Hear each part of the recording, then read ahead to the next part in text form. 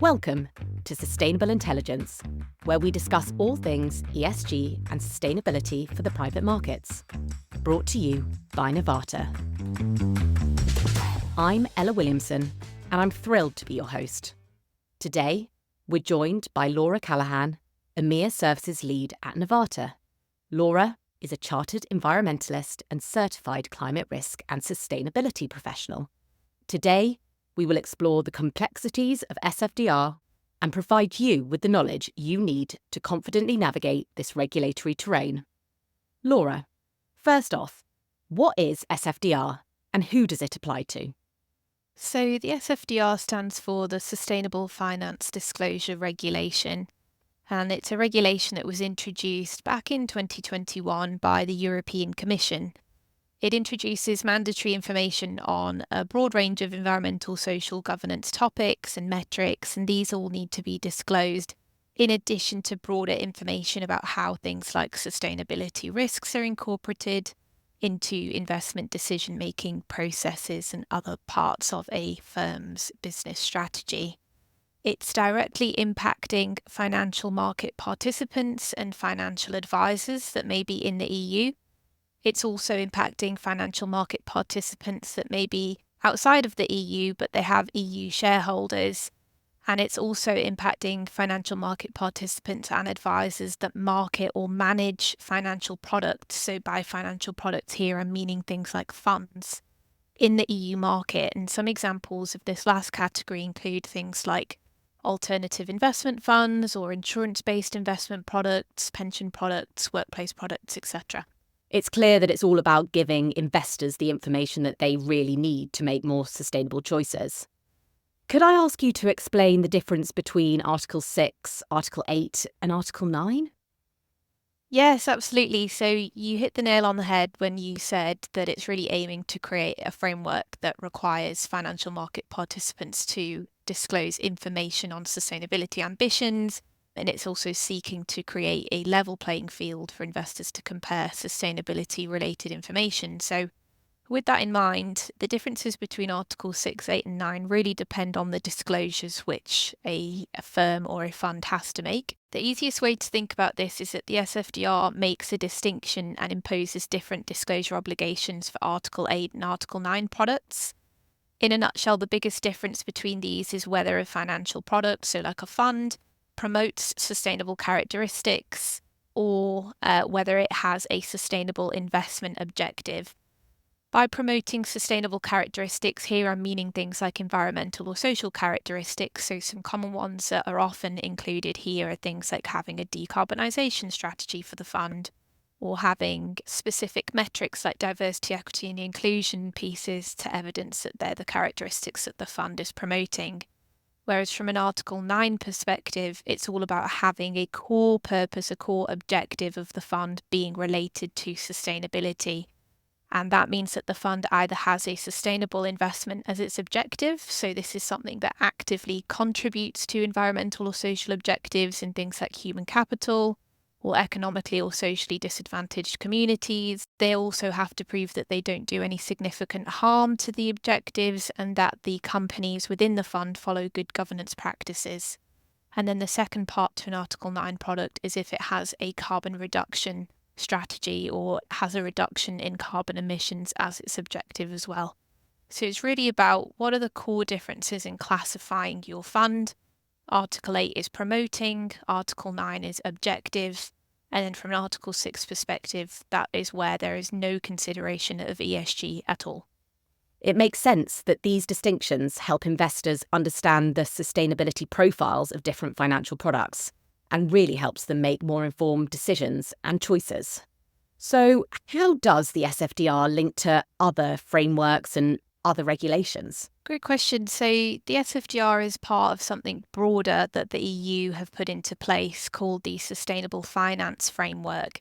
And that's something that is there to really help the European Commission and Europe as a whole meet things like its net zero carbon goals and to really promote and move capital into greener investments and greener activities.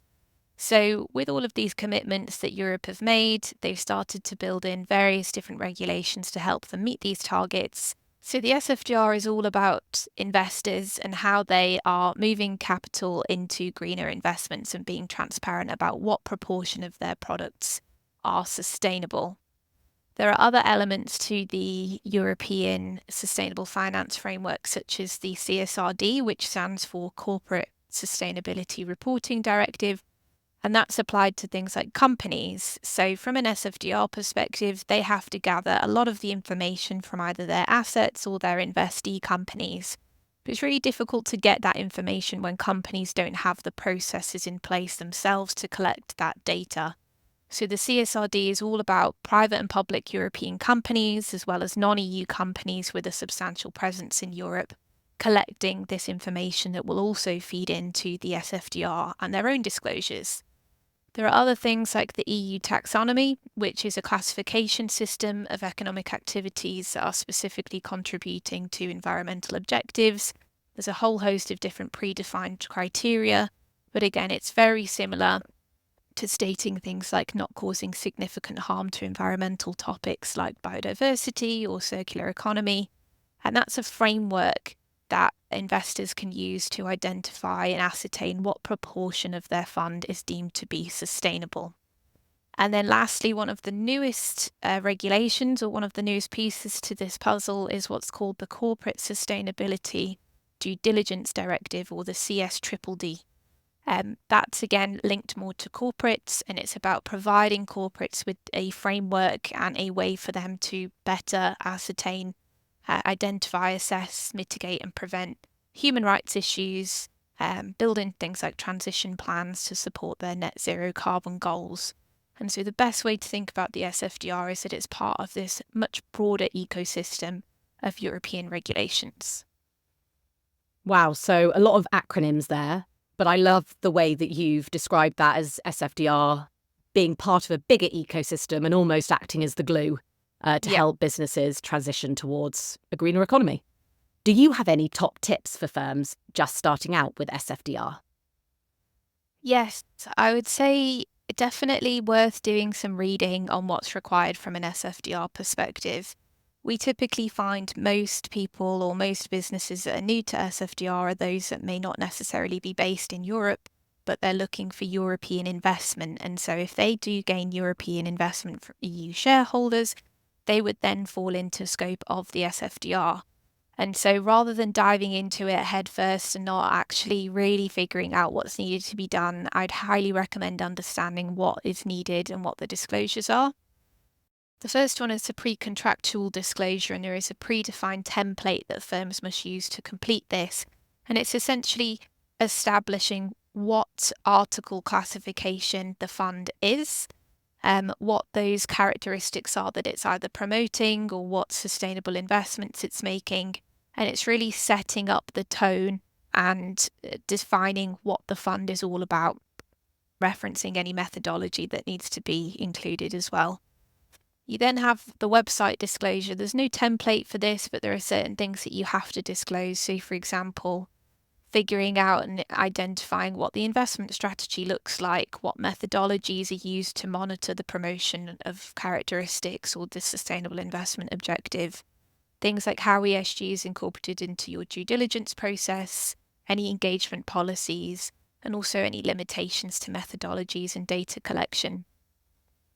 The other aspect is an annual disclosure, which is called the periodic disclosure. And this is essentially something that helps to retrospectively look back at the previous year to say how the fund has performed in comparison with the pre-contractual disclosure information that you've said. So what did you say you were going to promote? How did you say you were going to measure it? And have you actually achieved this? And then another annual disclosure, and the fourth one that I'll mention is the Principal Adverse Impact Statement, otherwise known as the PAI statement. PAI relates to negative impacts on sustainability, both at an entity and a product level. And so the easiest way to think about this is from an entity perspective. You have to include all funds within this statement, so you have to collect certain mandatory pieces of information relating to things like Scope 1, 2, and 3 carbon emissions or human rights issues. And that gets aggregated across all funds to create a PAI statement. And that's where the metric piece really comes into play. So A lot of disclosures to think about there. Thank you for breaking that down so clearly.